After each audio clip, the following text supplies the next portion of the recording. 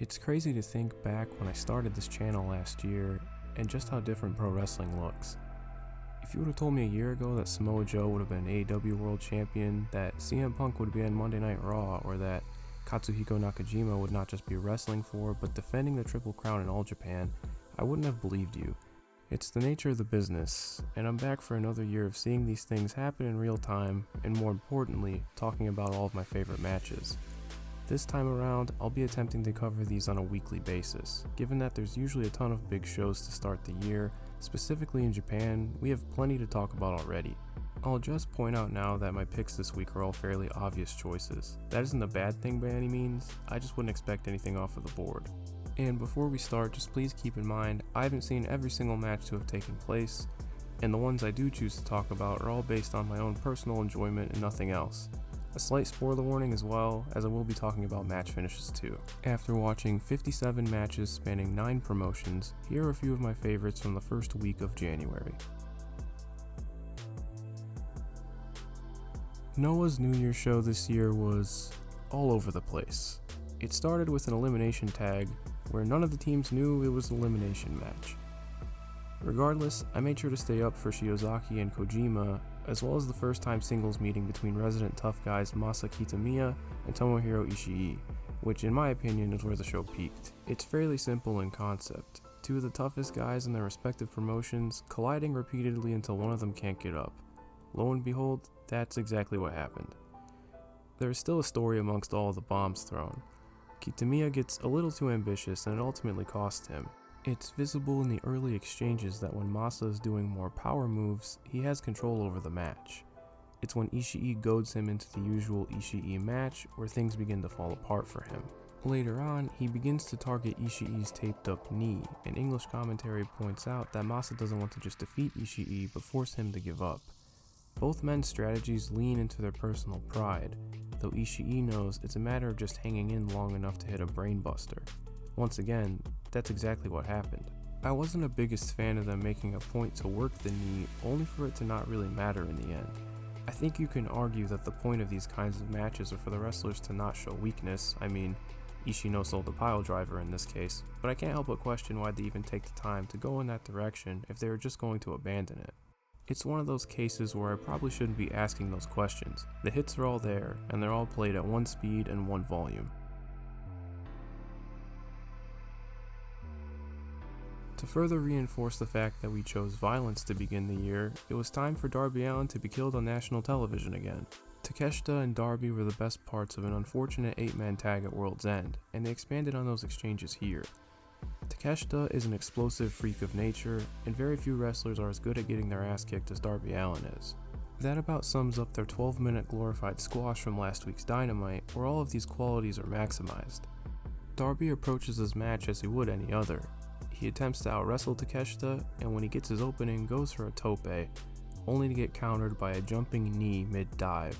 This tells you all you need to know about this match, and that Takeshita isn't the average wrestler. This is also emphasized when Soup hits a Chaos Theory on the ramp. You could pick a handful of sickening spots from the match, but I think the few things that are handled with some subtlety are just as insane. The very high mat return as soon as the match starts is something I can't ever recall seeing, and the way Takeshita nonchalantly chucks Darby into the ring and drags him out by one leg just to reset the count is such a simple thing that is used with great effect. Darby bumps like a maniac for everything here, making Takeshita's arsenal look as imposing as it really should be. This all feels in the same vein of the Samoa Joe matches that rehabbed the TNT title this time last year. Darby finds very slim openings to try to climb back into this, specifically a coffin drop to the outside. It gives us some hope spots that really worked for me, despite the feeling that it was only delaying the inevitable. Speaking of that, Takeshita goes in for the kill with an avalanche German suplex, because of course he does, and wins with one more knee for a statement win. With these two wrestlers, this type of match is hard to get wrong. It adds an exclamation point next to the name of someone that AEW hasn't been able to figure out yet. I'm not quite sure why that is, but this is a great way to get Konosuke Takeshita back on track. TJPW is a promotion that is hit or miss for me. I consume it similarly to DDT, where I have my select favorite wrestlers who I follow accordingly. I think having Miyu Yamashita at the top of the card gives more opportunities for matches like this to occur, though I think this was more of a statement match for her challenger in Masha Slamovich. She's someone I admittedly don't see a ton of, and this match made me regret that. Masha is perfect in this role as an invading gaijin challenging for the top prize, and immediately things felt much different to the past year or so of TJ main events. A pretty good indication of this was that the first minute was spent with an intense lockup, a lockup that took both to the mat as well as on a lap on the outside. Another indication was Masha hitting a gut-wrench sit-out powerbomb on the apron shortly after that. Once things settle in, the dynamic between the two is clear. Masha has the size advantage and also brings a unique moveset to the table. Yamashita rarely finds herself in this spot, and it's up to her to navigate through it using her proficiency in striking. Masha is no slouch here either, battering the champion when in control and going blow for blow in the 50-50 exchanges. TJPW can bring the violence, but this pairing specifically provides something a bit more visceral.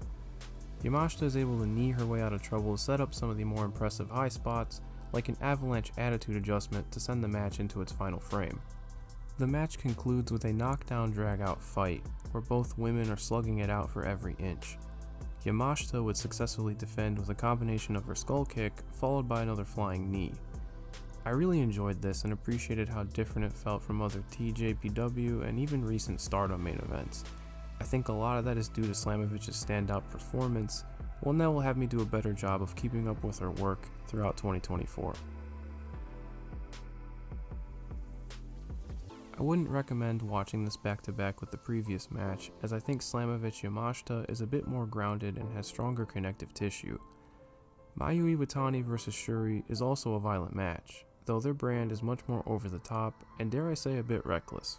This match is very straightforward, and I tend to think that's actually by design to act as a showcase for those going to the Tokyo Dome right after. Taking that into consideration, I'd understand if someone wouldn't be into this. It's 19 minutes of trading sick offense without a core idea to anchor things. I did find it much more consistent than previous meetings between the two, and that could be due to keeping it on the shorter side. There are strands of narrative that unfortunately aren't explored, like this being Syuri's first singles title match since losing the red belt over a year ago. Her performance here is reminiscent of that title reign, being incredibly cold and calculated in this main event spot. Mayu finds herself in those crosshairs and has to lean into her zombie tendencies to survive. And when I say survive, I mean returning fire with many shots to the head. Be it forearms, kicks, or even shoot headbutts atop the turnbuckle, these two throw caution to the wind with very little downtime at all. I know I took a bit of the segment to point out its flaws, but this match is in the video for a reason. Mayu and Syuri go crazy here, and I still had a lot of fun with the madness that ensued. It's a thrill ride that acts as a glimpse of big match stardom, and depending on your taste, you probably have made your mind up on that kind of thing. And if you don't, I think there's worse places to start than a sub 20-minute fireworks show. Just don't dive into it expecting any major strokes of narrative. But at least they're actually letting Mayu defend the championship now. The weeks heading into this match, I was so eager to see what a Bryan Danielson match in the Tokyo Dome looked like, and it's safe to say it was worth staying up past 5 AM to see. It's a Dome epic in every sense of the word, just handled in a way that feels incredibly refreshing. It begins as you'd expect with these Okada Dome epics, though when Danielson starts throwing forearms while they are in a Greco-Roman knuckle lock, the feeling changes. It just becomes so much more intense. Okada is clearly targeting Danielson's broken orbital bone, as many have before him, though anytime he resorts to the regular tropes of these matches, Bryan makes him pay. For example, taking things outside for that ridiculous run-up gives Danielson the opening to get to work on his ultimate goal, to break Okada's arm. A mean, focused Bryan Danielson in the Tokyo Dome was a spectacle in its own right, and by putting Okada in this position so early tells us that the match is a different beast. Bryan is out for revenge, a personal motivation, but as the ultimate competitor, wants to pull Okada down into the mud and see who rises out of it.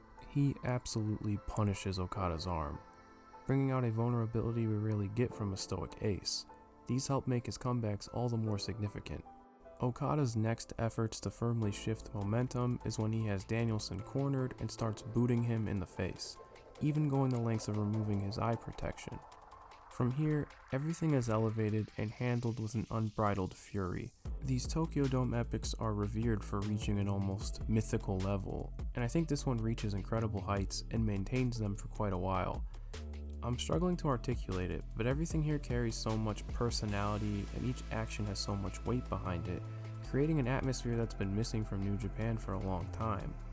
I can't really do the last 5 to 8 minutes justice, just go and check them out for yourself. Now, with the finish, I've seen all kinds of interpretations, but it works for me. I feel like there was a point to make by just hitting a Rainmaker and falling into a cover, even if there was no leverage in the pin, but that's a nitpick.